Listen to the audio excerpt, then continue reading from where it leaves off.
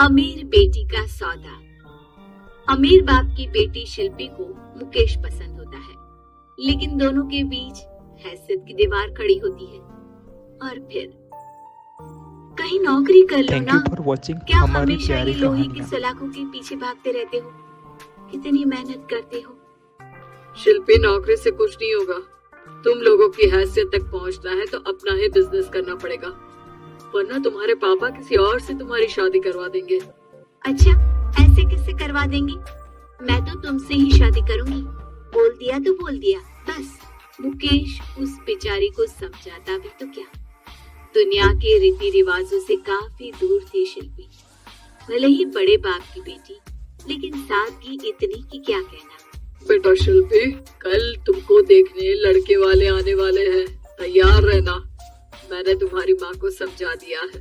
घर के सारे नौकर चाकर को वो समझा देगी कि स्वागत कैसे करना है। कैसी बात कर रहे हैं पापा? मैं तो मुकेश से प्यार करती हूँ, उसी से शादी करूंगी। मैंने आपको बताया था ना। मुकेश किसका बेटा है?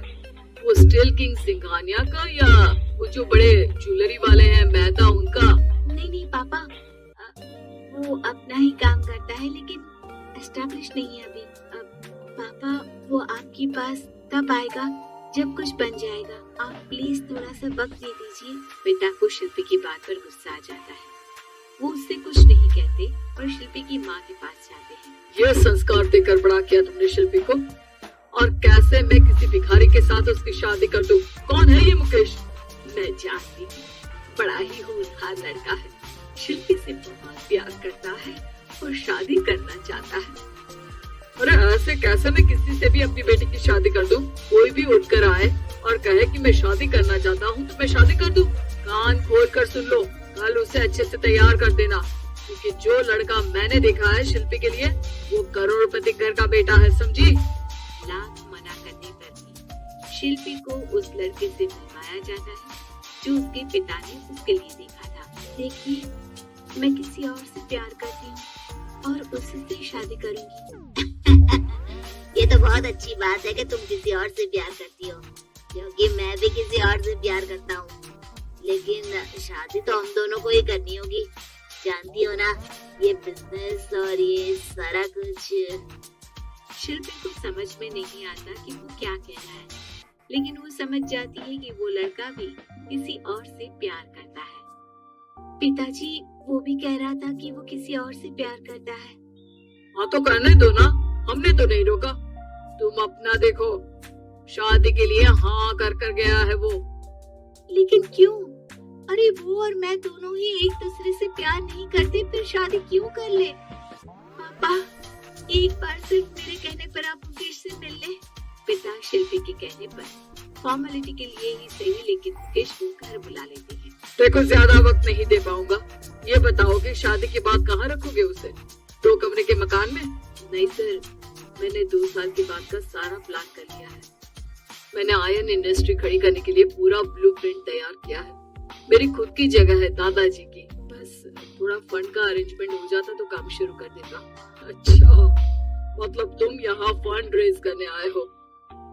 मुकेश समझ जाता है कि उसके पिता शिल्पी की शादी उससे कराने के मूड में नहीं है। फंड आप कभी दे भी नहीं पाएंगे मुझे तो सिर्फ शिल्पी चाहिए। मैं उसके बिना नहीं रह सकता सर। मैं उसे बहुत खुश रखूंगा। वो तो हर पति का धर्म होता है। वो तो मैं किसी से भी उसकी शादी करा दूं, वो उसे खुशी रखेगा। लेकिन देखो, मैं ज्यादा बात को घुमाना नहीं चाहता। वो बड़े घर की लड़की है, उसे काम काज की आदत नहीं। अभी वो समझ नहीं रही, लेकिन तुम तो समझो। मैं किसी भी हालत में शिल्पी की शादी तुमसे नहीं करवा सकता। मुकेश पिता से लाख मन्नतें करता है, लेकिन वो नहीं मानते। शिल्पी की शादी उस अमीर लड़के से हो जाती है। शादी के बाद क्या हम लोग मेरी माँ के घर चले? मुझे उन लोगों की बहुत याद आ रही है। हाँ, जाओ।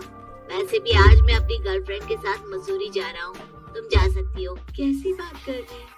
अब हम लोगों की शादी हो गई है, आप कैसे किसी और लड़की के साथ जा सकते हैं? अरे मैंने तो तुम्हें शादी के पहले ही बता दिया था कि मेरी कुछ गर्लफ्रेंड्स हैं। अब प्लीज ये टिपिकल बीवी वाला रोना धोना शुरू मत कर देना। शिल्पी पिता के घर जाती है और माता पिता को सारी बात बता देती है। इतना गंदा इंसान निकलेगा, मैंने तो सोचा ही नहीं था। अरे क्यों कराई मेरी फूल जैसी बेटी की शादी ऐसे घर में। और तो क्या हो गया, शुरू शुरू में हर घर में ऐसा होता है, धीरे धीरे ठीक हो जाएगा। और वैसे भी उन लोगों के साथ हम लोगों की एक बड़ी डील फाइनल हुई है, समझी। उन लोगों से रिश्ता बना कर रखो, तभी पैसों की बारिश होगी। पापा, अब समझ में आया कि आपने मेरे साथ ऐसा क्यों किया। मुकेश आपके सामने गिड़गिड़ा कर गया कि वो मुझे बहुत खुश रखेगा, लेकिन आपने मेरी शादी एक ऐसे लड़के से करा दी जो किसी और लड़के से प्यार करता है और शादी सिर्फ समझौते के लिए कर रहा है। पापा, मैं जा रही हूँ, लेकिन इस घर में कभी पैर भी नहीं रखूंगी। आपने मुझे सामान की तरह इस्तेमाल किया। माँ शिल्पी को बहुत, लेकिन वो एक नहीं सुनी। कुछ समय बाद, शिल्पी, मुझे नहीं लग रहा कि अब हम दोनों के बीच ये शादी और रह पाएगी। मैं किसी और से शादी करना चाहता हूँ। वैसे तुम परेशान मत हो ना, तुम्हारे पापा के साथ हम लोगों की डील जो चल रही है ना, वो नहीं रुकेगी। ये तुम बहुत अच्छी लड़की हो। ठीक है, मैं जा रही हूँ।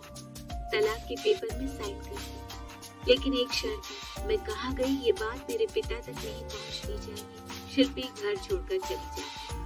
वो एक नौकरी करती है और अपना जीवन खुद संभालती है। लेकिन एक दिन, शिल्पी जी, आपसे मालिक मिलना चाहते हैं। मुझसे क्यों? शिल्पी मालिक के कमरे में जाती है, जहाँ सामने मुकेश होता है। अरे आपको देखकर बहुत खुशी हुई, बहुत बड़े आदमी बन गए। थैंक्स, पर तुम्हें नौकरी करने की क्या जरूरत पड़ गई। मैंने तो सोचा भी नहीं था कि तुम मेरी शिल्पी होगी। तभी वहाँ शिल्पी के पिता आ जाते हैं। शिल्पी, तुम्हारे बारे में माँ से पता चला। घर चलो बेटा, मुझे माफ कर दो। मुकेश, मैं यहाँ अपनी कंपनी के काम के लिए आया हूँ। तुम्हारी कंपनी की डील अगर हमें नहीं मिली तो हम बर्बाद हो जाएंगे। वैसे अब तुम चाहो तो शिल्पी की शादी मैं तुमसे कराने को तैयार हूँ। बस करिए पापा, ये क्या सौदा रखा है आपने। जिस कंपनी से आपकी डील हो, अपनी बेटी की शादी उसी के घर करा देते हैं। शिल्पी मुकेश से माफी मांगती है और वहाँ से जाने लगती है कि मुकेश उसे रोक लेता है। रुको शिल्पी, ये सब कुछ तुम्हारे लिए है। ये कंपनी, ये नाम सिर्फ तुमसे शादी करने के लिए ही खड़ा किया था। मैं आज भी तुमसे बहुत प्यार करती हूँ।